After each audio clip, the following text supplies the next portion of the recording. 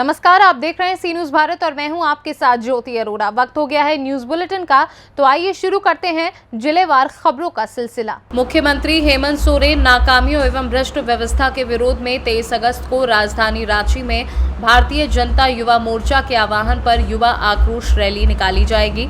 इसी रैली के पूर्व संध्या पर जिला भारतीय जनता युवा मोर्चा के जिलाध्यक्ष सुमन सौरभ के निर्देश पर मशाल जुलूस निकाला गया। जुलूस के साथ चल रहे कार्यकर्ताओं ने मुख्यमंत्री के खिलाफ नारेबाजी करते हुए भारत माता की जयकारे लगाए। इस मशाल जुलूस का नेतृत्व नवनिर्वाचित सांसद कालीचरण सिंह कर रहे थे। ये मशाल जुलूस पुराने पेट्रोल पंप से चलकर बीच बाजार होते हुए केसरी चौक पर सभा में परिवर्तित हो गया। इस दौरान सांसद ने कहा कि राज्य में इंडी गठबंधन की सरकार है जो पूरी तरह भ्रष्टाचार के आकंठ में डूबी हुई है। इस सरकार से ना ही युवा बेरोजगार खुश है और ना ही मजदूर, ना ही किसान, ना ही महिलाएं। बुद्धिजीवी ऐसी सरकार को त्याग पत्र दे देना चाहिए। मौके पर भाजपा जिलाध्यक्ष रामदेव सिंह भोक्ता, पूर्व जिलाध्यक्ष अशोक शर्मा, पूर्व जिलाध्यक्ष विलेश सिंह, ग्राम प्रधान संजय सिंह आदि कार्यकर्ता शामिल थे। को बताएं, इस वर्तमान व्यवस्था जो आपका चल रहा है इससे कोई वर्ग भी व्यवसायिक वर्ग खुशी है, न महिला वर्ग खुशी है, न किसान वर्ग खुशी है, न बेरोजगार वर्ग खुशी है, न शिक्षित लोग खुशी है, न बुद्धिजीवी खुशी है, न बुद्धि खुशी, कोई वर्ग खुशी नहीं है। इस सरकार को त्याग पत्र दे देना चाहिए। हम मांग करेंगे इस भ्रष्टाचार गली सरकार को जितना ज्यादा से ज्यादा संख्या में कर इसको मैं बता सकूं कि तुम गलत अपने घोषणा पत्र के विरुद्ध में सरकार चला रहे हो और ज्यादा से ज्यादा संख्या में हम राशि करें, यही मैं विनम्र प्रार्थना चतरा नगर वासियों से, चतरा जिला के वासियों से विनम्र प्रार्थना करता हूँ। 27 तारीख को ज्यादा से ज्यादा संख्या में हम रांची पहुँचे, यही मेरा आपसे विनम्र प्रार्थना है। मैं अब आग्रह करता हूँ कि जिलाध्यक्ष भी अपनी ओर से आग्रह कर देंगे। आदरणीय जिलाध्यक्ष, बहुत बहुत। चतरा से सी न्यूज संवाददाता लकी की रिपोर्ट। पलामू जिला के पाटन थाना क्षेत्र के किशनपुर चौक पर बंद समर्थकों की एक टोली ने आपत्तिजनक नारे लगाते हुए वायरल वीडियो में एक बार नहीं, दो बार नहीं बल्कि कई बार पाकिस्तान जिंदाबाद के नारे लगाए। किशनपुर की इस घटना पर किशनपुर के स्थानीय युवाओं ने देर शाम पाटन थाना में जाकर इस पूरी घटना की सूचना दी और अविलंब कार्यवाही की मांग की। हालांकि पुलिस जांच के बाद पाटन थाना की ओर से इस वीडियो को फेक बता रही है। पाटन थाना की ओर से जारी प्रेस विज्ञप्ति में कहा गया है कि पूरी बंदी के दौरान पुलिसकर्मी मौजूद थे और ऐसा कोई भी नारेबाजी या आपत्तिजनक शब्द का इस्तेमाल नहीं किया गया। आपसी भाईचारा एवं सौहार्द बिगाड़ने के लिए एडिटेड वीडियो को वायरल करने की जानकारी देते हुए पलामू पुलिस ने आपसी प्रेम भाईचारा बनाए रखने की अपील की है। पाटन से सी न्यूज संवाददाता पंकज शर्मा की रिपोर्ट। मुख्यमंत्री नीतीश कुमार ने कैबिनेट की बैठक बुलाई थी। मुख्य सचिवालय स्थित मंत्री परिषद कक्ष में आयोजित बैठक में कई महत्वपूर्ण प्रस्ताव पर मोहर लगी है। कुल 31 एजेंटों पर मोहर लगी है। पटना सदर अंचल को विभाजित करने का निर्णय लिया गया है। कुल 4 अंचल पटना सदर, पाटलिपुत्र अंचल, पटना सिटी अंचल, दीदारगंज अंचल का गठन किया गया है। पाटलिपुत्र अंचल में दीघा, शेखपुरा, चितकोहरा हल्का को शामिल किया गया है। अगर पुलिस थाना की बात करें तो नव प्रस्तावित पाटलिपुत्र अंचल में दीघा, राजीव नगर, हवाई अड्डा, पाटलिपुत्र, शास्त्री नगर और गर्दनी बाग को लिया गया है। वहीं पटना सदर अंचल में राजापुर, मीठापुर, कंकड़बाग और बांकीपुर हल्का को लिया गया है। इसमें बुद्धा कॉलोनी, कोतवाली, श्री कृष्णापुरी, जक्कनपुर, गांधी मैदान, पीर बहोर, कदम कुआं, कंकड़बाग, पत्रकार नगर और सचिवालय थाना को शामिल किया गया है। जबकि पटना सिटी अंचल में किलेदारी, अजीमाबाद, सैदपुर और कुमरार हल्का को लिया गया है। नमस्कार। आज मंत्रिपरिषद में 31 एजेंडों पे निर्णय हुआ। ये सबसे महत्वपूर्ण एजेंडा है, पटना जिले के लिए है। इसमें जो पटना सदर अंचल है, उस पटना सदर अंचल को 4 भाग में बांटा गया है। अब पटना सदर अंचल जो है 4 भाग में होंगे और इन अंचलों के नाम मैं पढ़ देता हूं। पहला अंचल होगा पाटलिपुत्र अंचल, दूसरा अंचल होगा पटना सदर अंचल, तीसरा अंचल होगा पटना सिटी अंचल, और चौथा होगा दीदारगंज अंचल। तो 4 अंचलों में जो पटना सदर अंचल पहला था उसको बांटा गया है। इसका कारण में राजस्व एवं भूमि सुधार विभाग इसकी तिथि निर्धारित करेगी और यह तिथि जब तक प्रशासनिक औपचारिकताएं हैं पूरी हो जाती हैं उसके पश्चात किस तारीख से ये अंचल कार्यरत होंगे उसकी तिथि निर्धारित की जाएगी। तो सबसे पहला महत्वपूर्ण एजेंडा यह है कि पटना जो सदर अंचल है उसको 4 भाग में विभाजित करने का निर्णय लिया है। पाटलिपुत्र अंचल, पटना सदर अंचल, पटना सिटी अंचल और दीदारगंज अंचल। दूसरा एक महत्वपूर्ण निर्णय लिया गया है तो बिहार में जो मोटर वाहन नियमावली 1992 है उसका नियम 74 और नियम 82 में संशोधन है और इस नियम में जो शुल्क होते हैं, मोटर वाहन के रजिस्ट्रेशन शुल्क हैं, उसका निर्धारण होता है। तो इस रजिस्ट्रेशन शुल्क को काफ़ी कम कर दिया गया है। जैसे मोटर बाइक में पहले ऑल बिहार में 1,500 और 150 रुपये लगता था, उसको घटा के 1,150 कर दिया है। ऑटो रिक्शा में 5,650 लगता था, अब 1,150 लगेगा ऑल बिहार का। मोटर कैब जो है उसका 23,650 था, अब वो घट के 4,150 हो गया। इसी तरह अन्य जो टैक्सेस हैं मोटर गाड़ियों के उनके घटा दिए गए हैं। इसका मुख्य कारण यह है कि बिहार में ये वाहन खरीदे जाएं, बिहार में रजिस्ट्रेशन हो ताकि जो रजिस्ट्रेशन की राशि है वो बिहार को प्राप्त हो।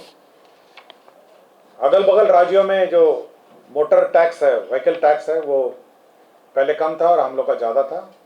इसलिए राज्य सरकार ने निर्णय लिया है कि हम लोग मोटर टैक्स की जो राशि है, रजिस्ट्रेशन की राशि है, उसको घटाएं ताकि बिहार में ही ये गाड़ियाँ खरीदी जाएं और इनका रजिस्ट्रेशन हो। तीसरा एक विषय था स्वास्थ्य विभाग का। इसमें आपको जानकारी होगा कि महिलाओं के बीच सर्वाइकल कैंसर बीमारी का प्रचलन है और ये ह्यूमन पैपिलोमा वायरस टीकाकरण किए जाने का निर्णय सरकार ने लिया है और ये 9 से 14 उम्र की बालिकाओं में यह वैक्सीनेशन होगा और इसमें मुख्यमंत्री बालिका कैंसर प्रतिरक्षण योजना की स्वीकृति राज्य सरकार ने दी है। इसका जो टीकाकरण का क्रय है, टीका का क्रय है, ये टाटा मेमोरियल जो हमारा हॉस्पिटल है जिसके साथ एग्रीमेंट हुआ है, जो कैंसर संस्था है, उसके माध्यम से क्रय होगा और यह राज्य में यह वायरस का जो वैक्सीन है वह लेगा। इस पर संभावित व्यय 150 करोड़ संभावित व्यय है और 9 से 14 वर्ष की बालिकाओं में ये लगेगा और कुल जो अनुमानित जो इसकी आबादी है वह 95 लाख है। 95 लाख बालिकाओं के बीच ये वैक्सीन लगेगा। 150 करोड़ का यह इसमें व्यय होगा और human papilloma virus Tata memorial जो केंद्र सेंटर है मुंबई है उसको प्राधिकृत किया गया है, उसके माध्यम से ये होगा और इस पूरी व्यवस्था से जो महिलाओं में सर्वाइकल कैंसर की जो का खतरा रहता है उससे ही बचाव होगा। कब से स्टार्ट होगा?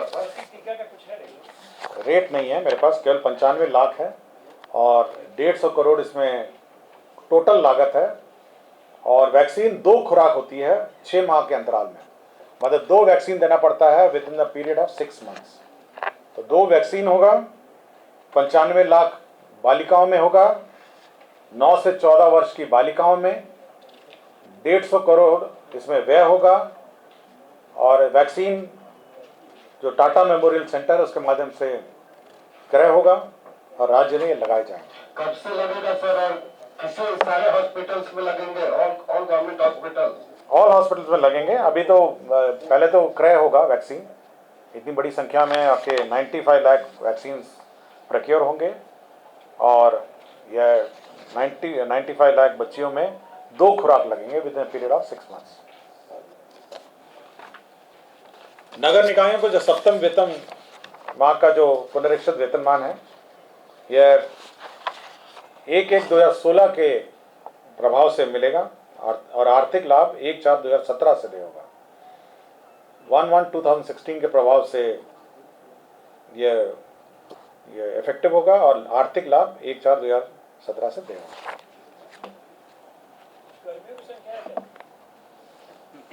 कर्मियों की संख्या नहीं, ये पॉलिसी डिसीजन है और इसमें यह भी लिखा गया है कि जो आर्थिक लाभ है वो नगर निकाय अपने रिसोर्सेज से देंगे। राज्य में जो आम नागरिक हैं उनके लिए एक आईटी डिपार्टमेंट का ये प्रस्ताव था जिसमें 85 करोड़ 23 लाख का है। इसमें जो सॉफ्टवेयर है बिहार वन करके एक सॉफ्टवेयर का निर्माण किया जाएगा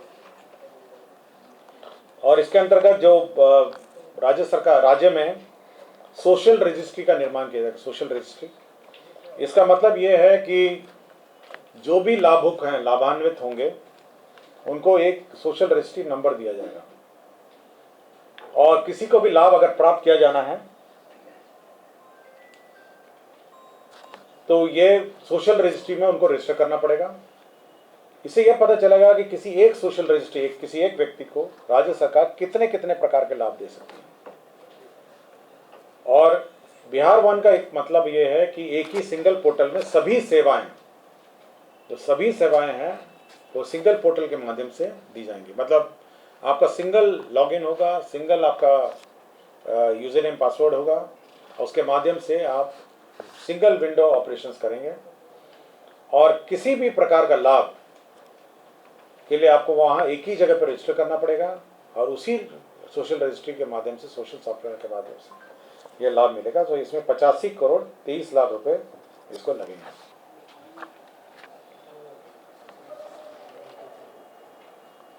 पथ निर्माण विभाग का यह एक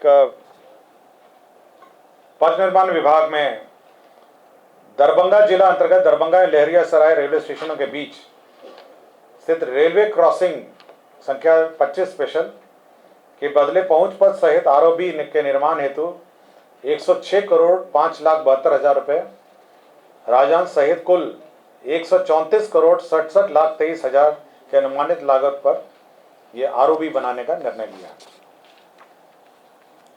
नवादा जिला में वारसिलीगंज नवादा रेलवे स्टेशनों के बीच स्थित लेवल क्रॉसिंग 33/B1 के बदले पहुंच पथ सहित आरओबी के निर्माण हेतु 174 करोड़ 43 लाख अनुमानित लागत पर प्रशासनिक स्वीकृति। ये बिल्कुल मेरे ख्याल से ये नवादा शहर के बीच में है, ये रेलवे लाइन है और इस पर लेवल क्रॉसिंग में आरओबी बनाया जाएगा। खगड़िया में भी कॉस्ट शेयरिंग के आधार पर खगड़िया जिला अंतर्गत खगड़िया परिहारा बखरी लिंक पथ के खगड़िया रेलवे स्टेशन में से उमेश नगर रेलवे स्टेशन के बीच अवस्थित लेवल क्रॉसिंग संख्या 24 के बदले आरओबी के निर्माण हेतु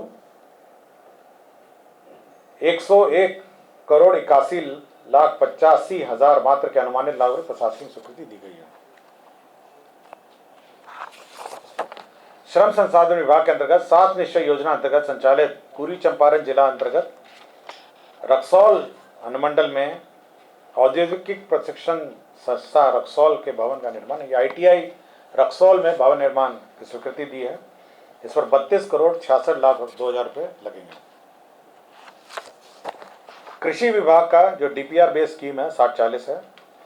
कहते हैं रबी में दलहन प्रोत्साहन योजना हेतु कुल 40 करोड़ 86 लाख 81,600 रुपये, जिसमें केंद्रांश है 14 करोड़ 97 लाख 38,000, राज्यांश है 9 करोड़ 98 लाख और टॉपअप है 15 करोड़ 91 लाख। तो ये जो वर्ष में जो दलहन प्रोत्साहन योजना है तो 24-25 के लिए भी स्वीकृत की। पटना से सी न्यूज संवाददाता दीपक कुमार तिवारी की रिपोर्ट।